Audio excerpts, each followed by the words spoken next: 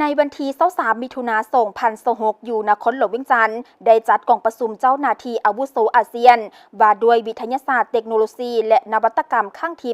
89ที่สาธารณรัฐประชาธิปไตยประชาชนลาวได้รับเกียรติเป็นเจ้าภาพโดยภายใต้การเป็นประธานของท่านสุขสวัสดิ์ศรีหาปัญญาหัวหน้ากรมคุ้มครองวิทยาศาสตร์กระทรวงศึกษาธิการและกีฬาแห่งสาธารณรัฐประชาธิปไตยประชาชนลาวและท่านปริญญาเอกนากูเลนดรันกันกายาตกาลุซูเจ้าหน้าที่อาวุโสกระทรวงวิทยาศาสตร์เทคโนโลยีและนวัตกรรมมาเลเซียพร้อมนี้ยังมีผู้แทนจาก11ประเทศสมาชิกอาเซียนพร้อมด้วยตัวแทนจากภาคเอกชนและกองเลขาอาเซียนเข้าร่วมโอกาสนี้ท่านสุขสวัสดิ์ศรีหาปัญญาได้มีคำเห็นกล่าวเปิดกองประชุมว่ากองประชุมในครั้งนี้พวกเฮาพบว่าตนเองกำลังอยู่ในจุดเปลี่ยนอันสำคัญท่ามกลางสภาพการทั่วโลกพวกมีการเปลี่ยนแปลงอย่างว่องไวแบบที่บ่เคยมีมาก่อนซึ่งถูกกำหนดโดยความก้าวหน้าอย่างว่องไวของปัญญาประดิษฐ์ AI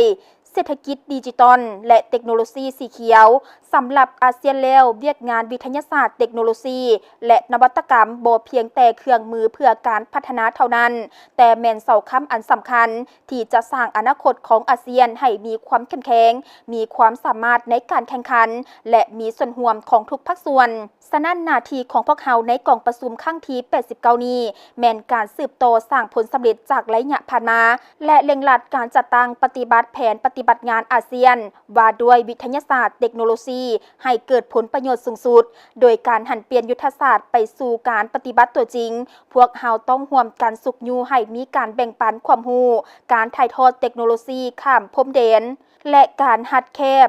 ความแตกต่างทางด้านดิจิตอลเพื่อแก้ไขปัญหาสิ่งแวดล้อมของอาเซียนอย่างยืนยง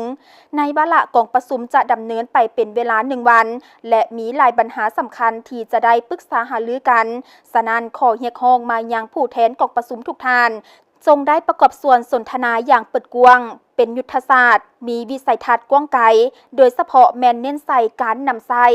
เทคโนโลยีเพื่อแก้ไขปัญหาการเปลี่ยนแปลงสภาพภูมิอากาศความมั่นคงด้านเสบียงอาหารและการหันไปสู่พลังงานทดแทนภายในบรรดาประเทศสมาชิกของพวกเขา